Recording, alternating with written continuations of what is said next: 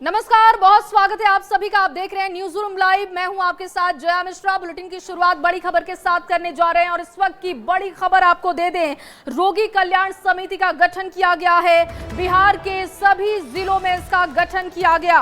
रोगी कल्याण शासी निकाय का गठन, इस वक्त की बड़ी खबर आपके सामने। रोगी कल्याण समिति का गठन हुआ, बिहार के सभी जिलों में गठन।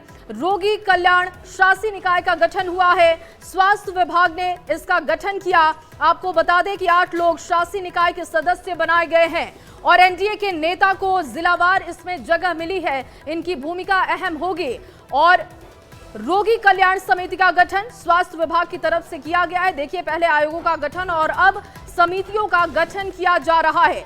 8 लोगों को निकाय के सदस्य के रूप में इसमें जगह होगी। शैलेंद्र ज्यादा जानकारी के साथ फोन लाइन पर जुड़ चुके हैं। शैलेंद्र, रोगी कल्याण समिति का गठन किया गया है, पहले आयोगों का गठन, अब समितियों का गठन हो रहा है। विस्तार से जानकारी दीजिएगा, कैसे ये काम करेगा, कब से इसको सुचारू रूप से सक्रिय किया जाएगा और क्या महत्व होगा इसका? हाँ बिल्कुल, देखिए बिहार में लंबे समय के बाद इसका गठन किया गया है और मकसद है कि जिलावार जो रोगी होते हैं, अलग अलग अस्पतालों में जाते हैं, वहां पर उनको तकलीफ न हो। मरीजों को क्या दिक्कत है, अस्पतालों को कैसे संचालन में कोई दिक्कत न हो, इन तमाम चीजों को रोगी कल्याण समिति जो है वो देखती है। और हर जिले में इसके लिए 8 सदस्यों की नियुक्ति की गई है। 8 सदस्य इस समिति में बनाए गए हैं अलग अलग जिलों में और इनकी जिम्मेवारी होगी कि अलग अलग जिलों में जो अस्पताल है, सदर अस्पताल हो या अन्य पीएचसी हो, वहां पर इलाज की व्यवस्था कैसी है, इस व्यवस्था को सरकार तक पहुंचाएं और वहां की जो समस्याएं हैं वो भी देखें और साथ ही साथ जो रोगियों को कोई दिक्कत ना हो ये भी देखें। लेकिन इसका सबसे बड़ा मकसद ये है कि बिहार में विधानसभा का चुनाव है और एनडीए के तमाम जो कार्यकर्ता हैं अलग अलग घटक दलों के, उन कार्यकर्ताओं को कहीं न कहीं सिस्टम में सेट किया जाए ताकि वो सरकार के अंग रहें और सरकार के विकास कार्यों में उनकी भी भूमिका हो और वो भी देखें और पारदर्शिता है। ये एक महत्वपूर्ण मामला है और कहीं न कहीं लंबे समय के बाद बिहार में इसका गठन किया गया है। जी, बहुत शुक्रिया तमाम जानकारी के लिए शैलेंद्र आपका। तो देखिए, बिहार के सभी जिलों में इसका गठन होगा और 8 सदस्यों को बड़ी भूमिका दी गई है। रोगी कल्याण शासी निकाय का गठन स्वास्थ्य विभाग की तरफ से इसका गठन हुआ है।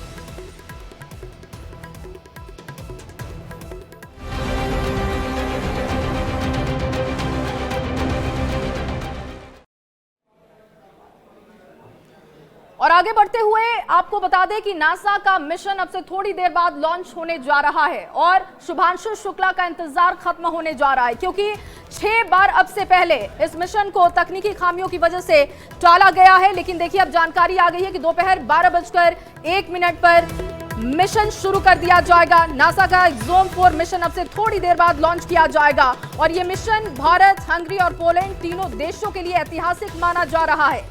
खासकर अगर भारत की बात की जाए तो ये अवसर बेहद खास होगा, क्योंकि लंबे समय के बाद कोई भारतीय अंतरिक्ष की ओर प्रस्थान करने वाला है। इस मिशन में भारतीय अंतरिक्ष यात्री शुभांशु शुक्ला अंतर्राष्ट्रीय अंतरिक्ष स्टेशन ISS की ओर से रवाना होंगे। ये भारत के लिए एक नया मील का पत्थर भी साबित होगा। देखिए, तस्वीरें आपको दिखा रहे हैं। हालांकि इस मिशन की लॉन्चिंग को पहले कई बार टाला जा चुका है, लेकिन अब सारी तैयारियां पूरी हो चुकी हैं और भारत सहित पूरी दुनिया की निगाहें इस ऐतिहासिक क्षण पर टिकी हुई हैं। 12:01 का ये समय बताया जा रहा है जब मिशन को लॉन्च कर दिया जाएगा। Seeing them walk out, seeing the smiles on their faces right now is just a defining characteristic of this crew. They have really bonded over these last 10 months. तो भारत के लिए गौरव का क्षण 12:01 का इंतजार, सबकी निगाहें टिकी हुई हैं। भारत के लिए ये बहुत ही खास पल होगा, क्योंकि लंबे समय के बाद कोई भारतीय अंतरिक्ष की तरफ जा रहा है और इस मिशन में भारतीय अंतरिक्ष यात्री शुभांशु शुक्ला का इंतजार खत्म होने जा रहा है। अंतर्राष्ट्रीय अंतरिक्ष स्टेशन की ओर रवाना होंगे और ये भारत के लिए नया मील का पत्थर साबित होगा। शुभांशु शुक्ला ने इससे पहले 6 बार इंतजार किया, क्योंकि क्योंकि कुछ ना कुछ तकनीकी खामियों की वजह से इसे लॉन्च नहीं किया गया। लेकिन आज जानकारी है कि इस मिशन को लॉन्च किया जा रहा है। देखिए, भारतीय अंतरिक्ष यात्री शुभांशु शुक्ला के माता पिता ने बेटे के मिशन के लिए शुभकामनाएं दी हैं। उन्होंने कहा कि परिवार को बेटे पर गर्व है, भारत का नाम वो रोशन कर रहे हैं, जिससे वो गौरवान्वित महसूस कर रहे हैं। सुनते हैं उनको। कल शुभांशु की जो है वो अंतरिक्ष में जाने की जो है क्लियर है, और कल उनका जो है इंडियन समय के हिसाब से 12 बजे करीब जो है उनका मिशन जो है लॉन्च होगा। और हम लोग जो है उस मिशन को जो है देखने के लिए बेताब हैं, और बहुत खुशी है बच्चे का जो है मिशन पूरा हो रहा। हम लोगों को बहुत अच्छा लगता है, और दुआएं हैं, ईश्वर से प्रार्थना भी है कि उसका मिशन अच्छी तरह पूरा हो। इसके लिए हम सभी लोग, परिवार के जितने भी सदस्य जितने हैं, सब उसको आशीर्वाद देते हैं। और देखिए, इस मिशन को देखने के लिए एक कार्यक्रम का भी आयोजन हुआ है, जिसमें शुभांशु शुक्ला की बहनें भी पहुंची, और उनका कहना है कि वो बहुत ही इंतजार के साथ निगाहें टिकाई हुई हैं कि जब इस मिशन पर उनके भाई पहुंचेंगे। देखिए, ये तस्वीर आपको दिखा रहे हैं। मिशन को देखने के लिए इसका आयोजन हुआ है, और इसमें शुभांशु के परिवार के लोग मौजूद रहे। इस मौके पर शुभांशु की बहनों ने मिशन की कामयाबी की शुभकामनाएं दी हैं। तैयारियां की जा रही हैं, क्योंकि गौरव का पल न सिर्फ भारत के लिए बल्कि एक उस परिवार के लिए भी जिसने इसके पीछे, अपने बेटे के पीछे दिन रात मेहनत की, और आज उनका बेटा नाम रोशन करने जा रहा है। 12:01 का समय इसके लिए बताया जा रहा है। लेकिन उससे पहले की ये तैयारियां देखिए, इस मिशन को देखने के लिए इस कार्यक्रम का आयोजन। 2 तस्वीरें आपके सामने। शुक्ला अंतरिक्ष की उड़ान के लिए तैयार हैं, और उससे पहले यहाँ पर परिवारजनों में और यहाँ पर स्टूडेंट्स में काफ़ी ज़्यादा उत्साह है। इस बार लखनऊ के सीएमएस स्कूल में है, जहाँ से उनकी एजुकेशन पूरी हुई है, और आप देखेंगे कि यहाँ पर उनकी फैमिली जो है वो भी यहाँ पर आई हुई है। यहाँ पर उनकी सिस्टर हैं, उनसे बात करेंगे। आप देखेंगे कि क्योंकि अब कुछ ही देर रह गई है इस मिशन के लॉन्च की, और इस मौके पर इमोशनल भी काफ़ी ज़्यादा है, एक्साइटमेंट भी है और इमोशनल भी। आपके आंसू बता रहे हैं, किस तरह की अभी फीलिंग्स आप अपने आप में समझ पा रही हैं? फीलिंग अच्छी है, बहुत अच्छी है। आई विश कि सब कुछ मिशन अच्छे से कंप्लीट हो करके वो जल्दी से घर आए हमारे पास। बहुत ही इमोशनल पल है आप लोगों के लिए। किस तरह से आप लोगों ने इस पल की तैयारी की थी? कितने दिनों से इंतजार था, कितनी बार ये डेट आई, और फिर लगा कि अब कल का मौका है, अब आज फाइनली आप यहाँ पर बैठी हैं और बस मिशन लॉन्च होने वाला है। बिल्कुल बिल्कुल, हम 1 महीने से इंतजार कर रहे थे, साथ ही में हमारा भाई भी इंतजार कर रहा था लगातार इस मिशन का। Finally the time has come and we are very happy. उनकी दूसरी सिस्टर भी यहाँ पर मौजूद है, उनसे भी बात करेंगे। शची जी, फाइनली ये मोमेंट आ गया, आप लोग किस तरह का इमोशंस इस समय एक्सपीरियंस कर रही हो? क्योंकि आपका भाई जो जिसने आपके साथ बचपन बिताया है, इतने सारे मोमेंट्स बिताए, आपने कभी सोचा भी नहीं था कि वो इस तरह के मिशन पे कभी जाएंगे। इस समय किस तरह की फीलिंग्स आ? इस समय कुछ नहीं समझ में आ रहा है, honestly speaking. It's kind of a mix of emotion right now, and excitement yes at par, जिसका कोई कैलकुलेशन नहीं किया जा सकता है, बट नर्वसनेस भी है साथ में of course, but we can hope the best कि जो भी होगा अच्छा होगा, आई एम श्योर। क्या आपकी फाइनल में जब उनसे लास्ट बातचीत क्या हुई, आपने किस तरह की विशेस दी, और उन्होंने आपको क्या कहा है कि अपना ख्याल रखना और फैमिली में सबका ख्याल रखना, किस तरह की बातचीत हुई? जी बिल्कुल, उन्होंने यही बोला, अपना ख्याल रखिएगा, मैं सब कुछ अच्छा करूँगा, और हमने भी यही बोला कि यहाँ पे सब ठीक है, आप अपना ध्यान रखिएगा, क्योंकि इसके अलावा हम और कुछ नहीं कर सकते इस मोमेंट पे। बाकी सब उनके हाथ में है और ऊपर वाले के हाथ में है कि वो सब ठीक ही होगा। तो अब वो मिशन के लिए तैयार हो चुके हैं, आप उनको फाइनल बेस्ट विशेस क्या देना चाहिए? All the love, all that good luck, कि वो जो कुछ करें अच्छा करें, आई एम श्योर।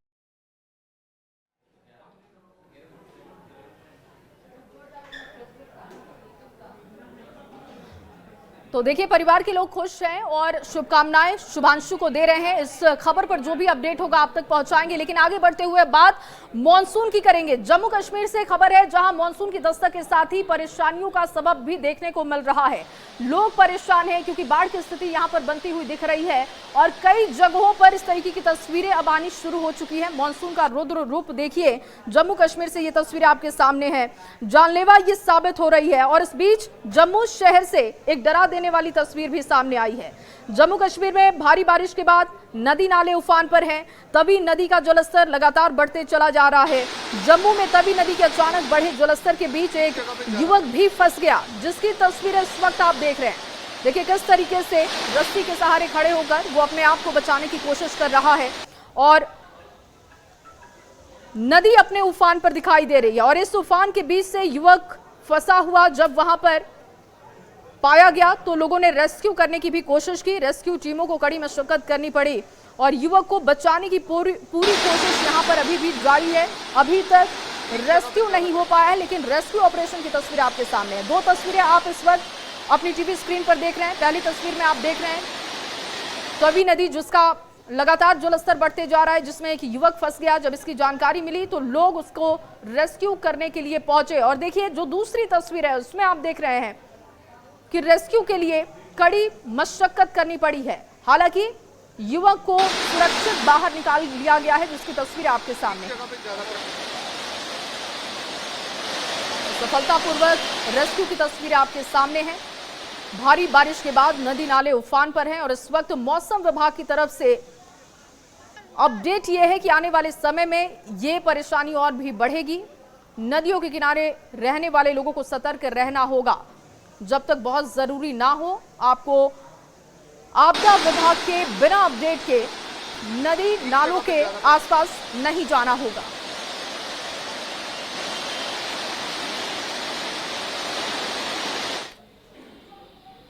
तो एक तरफ हमने आपको रेस्क्यू की तस्वीरें दिखाई, दूसरी खबर भी जम्मू कश्मीर से है, जहां जम्मू कश्मीर के मेंढर में बताया जा रहा है कि भूस्खलन की वजह से भारी तबाही मची है। वहां पर भी लोगों को परेशानी का सामना करना पड़ा है और ये देखिए तस्वीर आपके सामने है।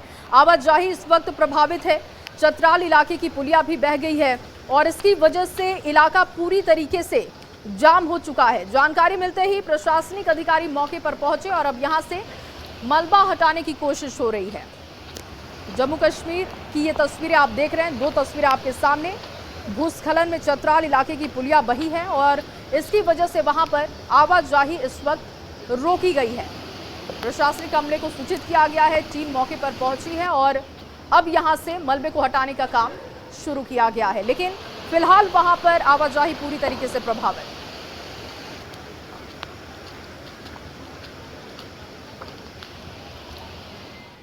और चलिए जम्मू कश्मीर के बाद उत्तराखंड की तस्वीर भी आपको दिखाते हैं, जहां लैंडस्लाइड की वजह से भारी तबाही की खबर है।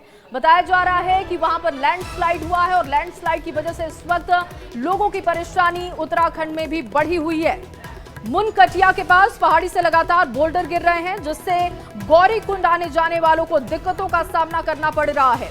खतरे को देखते हुए पुलिस इसी स्लाइडिंग जोन से श्रद्धालुओं की पैदल आवाजाही करा रही है, मगर खतरा अभी टला नहीं है, खतरा बना हुआ है। दरअसल देर रात से लगातार बारिश का दौर जारी है, जिसकी वजह से लैंडस्लाइड का खतरा बना हुआ है।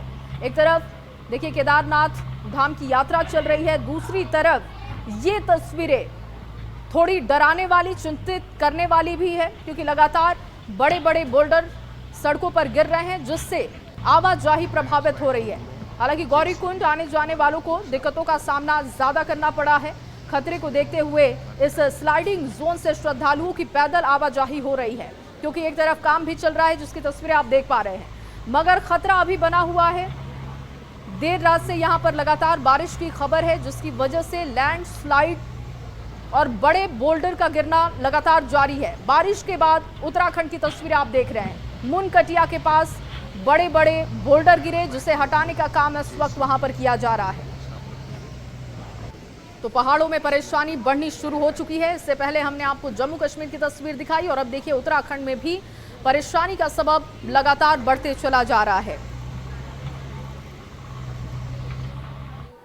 तो पहाड़ी इलाकों की स्थिति आपने देखी, अब आपको मैदानी इलाकों की तस्वीर दिखाते हैं। गुजरात और महाराष्ट्र में भी मानसून के दस्तक के साथ ही परेशानी बढ़नी शुरू हो चुकी है और लगातार वहां पर नदी नाले उफान पर हैं। बाढ़ की स्थिति बनते ही मौसम विभाग की तरफ से ये अलर्ट भी दिया गया है कि जब तक आपको सूचित न किया जाए तब तक आपको समुद्र में नहीं जाना है। ये पूरी रिपोर्ट आपको दिखाते हैं। गुजरात में मानसून मुसीबत बनकर बरस रहा है और सूरत से जो तस्वीरें सामने आ रही हैं वो परेशान करने वाली हैं। शहर के लगभग हर इलाके में घुटनों तक पानी भरा हुआ है और सड़कों का हाल यह है कि लोग जान जोखिम में डालकर आवाजाही को मजबूर हैं। सड़कों पर लंबा लंबा जाम है और कई सड़कों को बंद तक करना पड़ गया है। जनजीवन काफी प्रभावित हुआ है। बीते दिन की बात की जाए तो बारिश के पानी बढ़ने से सूरत बिगड़ गई थी, मगर दूसरे दिन लगातार बारिश हो रही है और खास करके सूरत ग्रामीण इलाके में हुई बारिश के चलते सूरत के मध्य में से पसार होने वाली खाड़ियां ओवरफ्लो हुई है, जिसके चलते रास्ते पानी में तब्दील हो चुके हैं, यानी लगातार इस पानी में से पास हो रहे हैं। जिस तरह से खाड़ियां ओवरफ्लो हुई जिसके चलते सनिया अहमद हो, कुंभारिया हो, लिंबायत हो, गुड़ादर हो, सभी इलाके प्रभावित देखने को मिल रहे हैं। सूरत का ऐसा कोई कोना नहीं जहां बाढ़ का पानी नजर ना आ रहा हो। बारडोली इलाके में तो हालात ये हैं कि रोजमर्रा की जिंदगी पूरी तरह से चरमरा गई है। दुकानों से लेकर घरों तक पानी भरा हुआ है।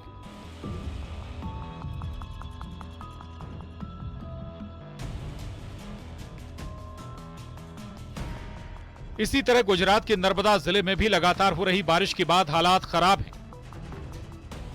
भारी बारिश के बाद लाचरस गांव पूरी तरह से जलमग्न हो चुका है। गांव की ओर जाने वाली सभी सड़कें पानी में डूबी हुई हैं। सूरत से आपको एक और तस्वीर दिखाते हैं। सूरत में भारी बारिश के बाद कई इलाकों में पानी भर गया है। सड़कों पर सैलाब आ गया है, जिससे आम जनजीवन पर बहुत बुरा असर पड़ा है। सूरत के पिछले 2 दिनों से हाल बेहाल देखने को मिल रहे दृश्य देख सकते हैं। सूरत के आखिरी इलाके सनिया अहमद नाम का गांव है, जहां पूरा गांव पानी में डूब गया है, बेट बन गया है, क्योंकि बीते दिन जिस तरह से सूरत में बारिश हुई उसके चलते सूरत की हालत खराब हो गई थी। मगर जिस तरह से सूरत ग्रामीण इलाकों में देर रात को बारिश हुई, उसका पानी सूरत के मध्य में से पसार होने वाली खाड़ियों में आया, जिसके चलते खाड़ी के किनारे पे आए हुए गाँव पानी में डूब गए हैं। ये नजारा है सूरत के सबसे आखिर में आए हुए सनिया अहमद। इस खाड़ी के किनारे है सनिया अहमद हो, मगोब हो, कुंभारिया हो, लिंबायत हो या गोड़ादरा, सभी इलाके इस तरह से डूब गए। मतलब पहले दिन बारिश और दूसरे दिन ग्रामीण बारिश के चलते पूरे इलाके पानी में बेट की तरह दिख रहे हैं। करीबन माना जाता है कि पिछले 5 सालों से यहाँ के लोग इस परेशानी से जूझ रहे हैं। लगातार सीजन में 2 से 3 बार इस तरह का पानी आता है। और अब जरा महाराष्ट्र से आई तस्वीर देखिए। यहां भी बारिश का कहर जारी है। कई जगहों पर बारिश की वजह से बाढ़ जैसे हालात पैदा हो गए हैं। नासिक में गोदावरी नदी के उफान पर आने से शहर में बाढ़ जैसे हालात बन गए हैं। कई ऐतिहासिक मंदिर और घाट जलमग्न हो गए हैं। मॉनसूनी कहर से नासिक के कई इलाके जलमग्न हैं।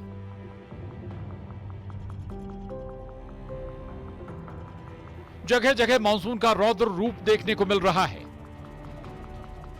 नदियां उफान पर हैं, घरों में पानी भर गया है और लोग परेशान हैं। Bureau report, news 18।